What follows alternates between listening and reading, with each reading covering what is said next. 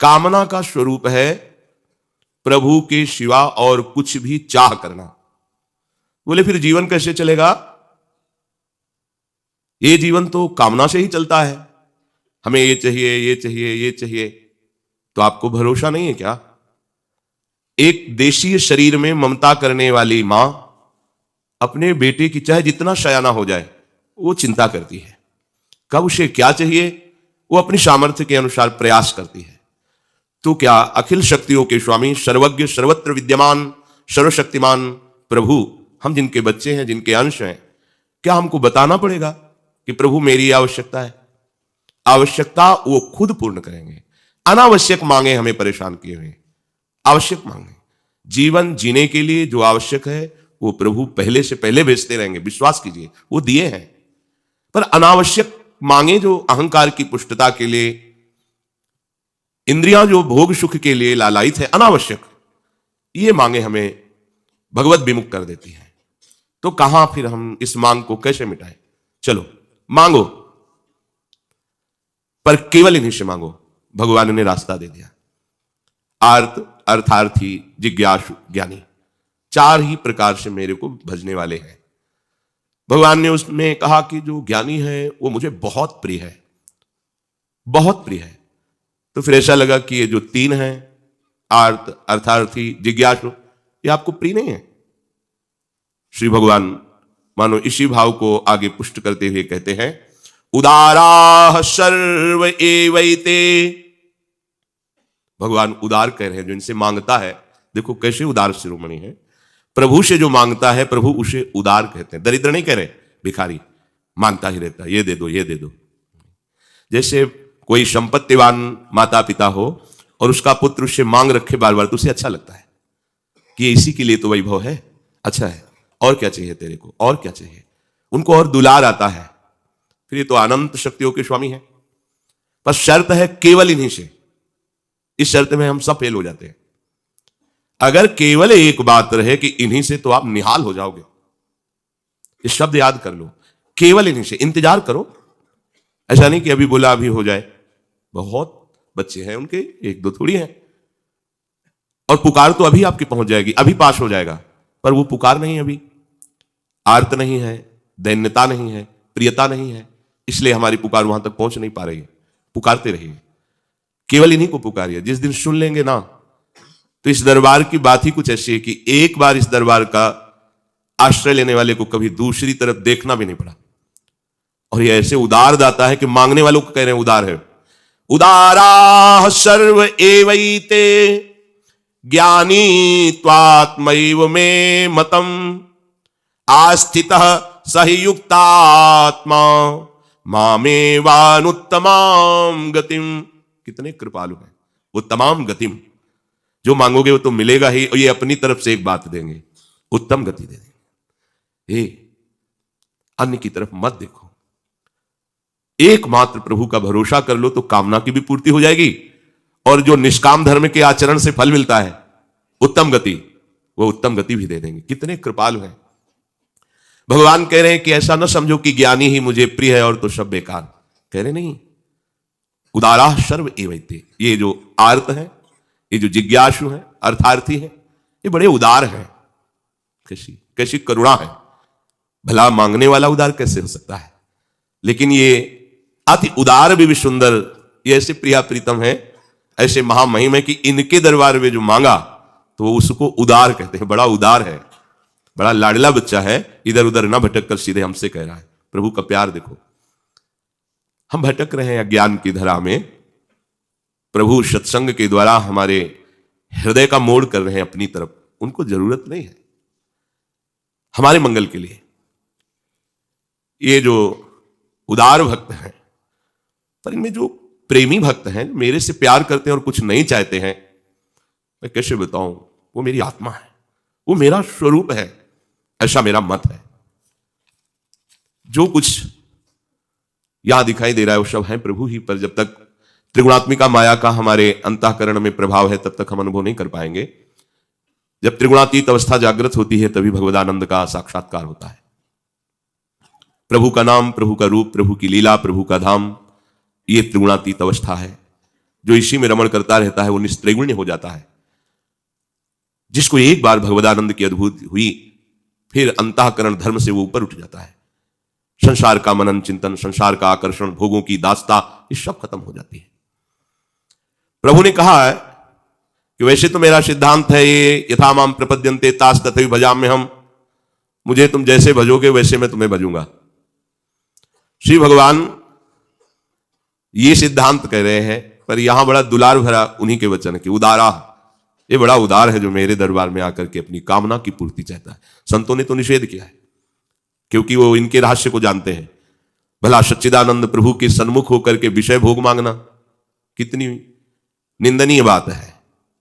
प्रभु को ना अरे परम पद जब ध्रुव जी को मिला तो उनको ग्लानि हो गई कि ऐसे प्रेम रस से भरे हुए श्रीअंग वाले प्रभु की दास्ता ना मांगकर मैंने परम पद मांग लिया। अब क्या होगा? अब तो प्रभु ने तथास्तु कह दिया, ऐसा ही हो, तुम्हें जो चाह थी वो तुम्हें प्राप्त हो। ये चाह ने मुझे गिरा दिया। परम पद में आरूढ़ होने पर उनको अनुभव हुआ मैं गिर गया, प्रभु की दास्ता से चूक गया। निरंतर प्रभु के समीप रहता, इनके मुख माधुरी का दर्शन करता और इनकी सेवा सुख में निमग्न रहता, इससे बड़ा क्या सुख। ये अब अनुभव हुआ। सोचा कि चूक हो गई। कैसे चूक हो गई? बहुत काल सत्संग नहीं हुआ, इसलिए वो बात चुभ गई कि मुझे ऐसा पद प्राप्त करना है कि सब आश्चर्यचकित हो जाए। तो इसीलिए प्रभु से कहा, प्रभु जो चाह थी वो पूरी कर दी, पर एक बात और मांग रहा हूं, मुझे अपने प्रेमी भक्तों का संग दीजिए, क्योंकि मुझे मांगना ही नहीं आया। अगर प्रेमी भक्तों का बहुत काल तक संग हुआ होता तो हम आपका प्रेम मांगते, आपकी अविरल भक्ति मांगते, आपके श्री अंग की सेवा मांगते।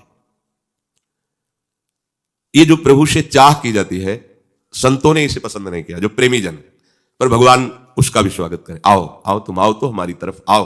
कितने कृपालु हैं, हम सब इनकी कृपा को नहीं देख पा रहे हैं। प्रभु कहते हैं किसी भी तरह से तुम मेरे से संबंध जोड़ तो लो, तुम्हें बेपरवाह कर दूंगा। किसी भी तरह से, धन की चाह से, संकट निवृत्ति से, किसी भी कामना से। कामाद द्वेषाद भयात स्नेहाद यथा भक्तेश्वरे मनः आवेश्य तदघम हित्वा वह वस्तद गतिम गताः। काम से, द्वेष से, भय से, स्नेह से, किसी भी भाव से यदि प्रभु का अपनापन स्वीकार कर लिया जाए, मेरे स्वामी अब मेरी बात आपसे ही बनेगी। कहते एक नहीं अनेक जन परम पद में आरूढ़ हो गए। जैसे भक्त भक्ति से भगवान को अधीन कर लेता है, वैसा सुख इनको वर्तमान में तो नहीं मिलता। अब भगवान से द्वेष करेगा, और एक है कि स्नेह में भरकर उनको भोग लगा रहा है, नाम कीर्तन कर रहा है, नाच रहा है, उसको जो वर्तमान में सुख मिल रहा है, उसको जो द्वेष से भज रहा है उसको थोड़ी अनुभव में आएगा सुख। पर परिणाम सबका एक ही होगा। कितने कृपालु, कितने कृपालु। काम से, किसी भी कामना से, प्रभु है ना, स्वामी है, अखिल कोटि ब्रह्मांडों के अधीश्वर है, सर्वलोक महेश्वर है। किसी भी कामना से वही परम पद देंगे। वो वस्तु तो देंगे ही, परम पद दे देंगे। यदि इनके सिवा और किसी से, जैसे कोई भी बड़ा से बड़ा देवता है, वो विधि विधान देखेगा आपका। अगर विधि में त्रुटि है तो आपका अनुष्ठान सफल नहीं होगा। सांगोपांग अनुष्ठान होना चाहिए और उसी के अनुसार आपको फल देगा। आप जहर मांगो तो जहर दे देगा, जो मांगो वो आपकी जितना तपस्या है, जितना साधन है, उसमें अगर त्रुटि है तो नहीं मिलेगा। सांगोपांग अनुष्ठान हो, फिर जो चाहोगे दे देगा। पर हमारे प्रभु ऐसा नहीं करते, जो चाहोगे नहीं देंगे। तुम्हारा जिसमें मंगल होगा वही देंगे, अन्यथा नहीं देंगे। और त्रुटि हो जाने पर भी तुम्हारी अनुष्ठान की वृत्ति से फल नहीं देंगे। तुमने प्रभु के लिए प्रयास किया, अपनी कामना पूर्ति के लिए, प्रभु को वो इस बात पे रिज के अनुष्ठान से भी बढ़कर दे देंगे। इस राशि को सब कोई नहीं जानता, इसीलिए जल्दी प्रभु की शरण में नहीं होता। ये ऐसा करुणा में दरबार है, कहीं नहीं सुना, कहीं नहीं देखा। एक श्री हनुमान जी महाराज की सिद्धि कर रहे थे, बताया भी है सत्संग में, भीमसेन उनका नाम था, और थे भी बहुत बलवान। हनुमान जी की सिद्धि और भक्ति में अंतर है, ध्यान रखना। किसी भी महान महिमाशाली देवी देवता या जो भी भगवत पार्षद है। गुरुजी ने जीवन के सभी शहद पापों वाउशीन को की नष्ट आराधना करने करो, का बहुत ही अच्छा मार्ग सफलता ही बताया। सफलता अगर मिलेगी। आपको वीडियो अच्छी लगी हो वो आपको तो आगे बढ़ाते वीडियो को चले लाइक जाएंगे। और चैनल को और सब्सक्राइब सिद्धि का जरूर तात्पर्य करें होता है उनको और अधीन कमेंट करना में राधे मंत्र के राधे द्वारा। जरूर लिखें। अब उसमें अगर धन्यवाद अनुष्ठान में प्रिय त्रुटि भक्तों। हुई तो तुम्हारी ऐसी तैसी भी हो जाएगी। परम कृपालु श्री हनुमान जी महाभागवत हैं। आप खूब भगवान के चरित्र सुनाइए, उनको नाम जप कीजिए, उनकी सेवा कीजिए। बड़ी से बड़ी त्रुटि हो जाने पर आपका मंगल नहीं होगा, मंगल भवन तक पहुंचा देंगे। पर यदि आप किसी मंत्र के द्वारा, हनुमान जी महाराज के जो मंत्र हैं उनके द्वारा आप उनको सिद्ध करके अपना चमत्कार दिखाना चाहे तो सांगोपांग होना चाहिए, नहीं फिर सब बिगड़ जाएगा। अब बहुत काल तक नियम निष्ठा में रहना कठिन होता है। उस समय बाल्यावस्था थी, तभी सुना था कि एक गांव पास में है, वो ब्राह्मण घर में जन्मे थे और मंत्रों का उनको ज्ञान था। अनुष्ठान हनुमान जी का कर रहे थे सिद्धि का। खंबे में बांधे गए, देख रहे जंजीर से, लोहे की जंजीर से खंबे में बांधे, ऐसे पेशाब करते, ऐसे डालते, ऐसे फेंकते, पागल एकदम। महाशक्ति संपन्न श्री हनुमान जी को मंत्र के द्वारा तुम अधीन करके अपनी कामनाओं की पूर्ति। आप उनकी सेवा करो, सियाराम नाम का कीर्तन सुनाओ, प्रभु के चरित्र सुनाओ। स्वयं अष्ट सिद्धि नवनिधि के दाता है वो कृपा कर देंगे, एक से एक सिद्धि आप में प्रकट। उनको अधीन प्रेम से किया जा सकता है। आप शक्ति के द्वारा तो फिर सांगोपांग पास होना पड़ेगा। एक बहुत बड़े महात्मा के गुरु भाई, वो श्री आद्याशक्ति त्रिपुर सुंदरी भगवती की उपासना की, श्री राधा बाबा ने भी की, पर उनकी प्रसन्नता के लिए किया राधा बाबा ने, कोई मांग नहीं की। आपकी कृपा से श्री कृष्ण हमें प्रीतम रूप में प्राप्त हो। गोपी जनों ने भी आद्याशक्ति कात्यायनी की उपासना बाबा ने भी की, पर वो इस भाव से नहीं कर रहे थे, वो दैवी शक्ति को सिद्ध करने की भावना से कर रहे थे। और बहुत सावधानी, जो बड़े महात्मा थे उन्होंने उनको कहा कि देखो आप आग में कूदने जा रहे हो, मां भाव से करोगे तो दुलार करते हुए सारी कामनाएं पूर्ण करती रहेंगी, और शक्ति को अधीन करने की बात सोचोगे तो आपको कसौटी में कसना पड़ेगा। उनका हम तैयार है। बहुत अल्प दूध लेकर के मंत्र का जाप, उतने ही मंत्रों का हवन, और उस भवन में किसी का प्रवेश नहीं, बड़ी सावधानी से कर रहे थे। जब उनकी सिद्धि का समय आया तो एक मक्खी उनके आसपास घूमी। माता जी का एक नाम भ्रामरी है। इतनी भनभनाट पैदा हुई कि दिमाग कहना कंट्रोल के बाहर हो गया, क्योंकि दैवी शक्ति थी। अब बेटा हो तो मां मां पुकारे, लेकिन वो तो अधीन करना चाहते थे शक्ति का, दिमाग का। सामने देखा अत्यंत सुकुमार अवस्था और एक सुंदरी खड़ी है। पूज्य भाव हट गया। जो ही पूज्य भाव हटा से या देवी सर्वभूति बुद्धि रूप गायब, बुद्धि खत्म। जो एक फुटपाथ में ऐसे पागल जैसे घूमता है, स्थिति हो गई, खत्म। तो जो दैवी शक्तियां हैं, बड़े बड़े देवता हैं, ये मंत्र के अधीन है, ऐसा नहीं, मंत्र के अधीन है। अगर सांगोपांग अनुष्ठान हो गया, जितना मंत्र का अनुष्ठान होता है, तो आपकी कामना पक्की सिद्ध कर देंगे। अगर उनको अधीन करना है कि बोले इनके ऐसा, इनके अमुक शक्ति अधीन है, अमुक शक्ति अधीन, ये हमने दर्शन भी किए हैं, भ्रमण में बड़े अनुभव हुए। एक जगह गायत्री माता का जो सिद्ध भाव है उनको प्राप्त था, तो ऐसे ही हजारों की लाखों की सभा लगती थी, ऐसे कर देते तो ऐसे खर खर खर कर सोने चांदी के सिक्के गिरते ऐसे। ये सब दैवी शक्तियों के चमत्कार। अगर आप निष्काम भाव से गायत्री जप करेंगे तो श्री कृष्ण प्रेम प्रदान कर देंगे, क्योंकि गायत्री कृष्ण स्वरूपा ही है, भाव अलग अलग है।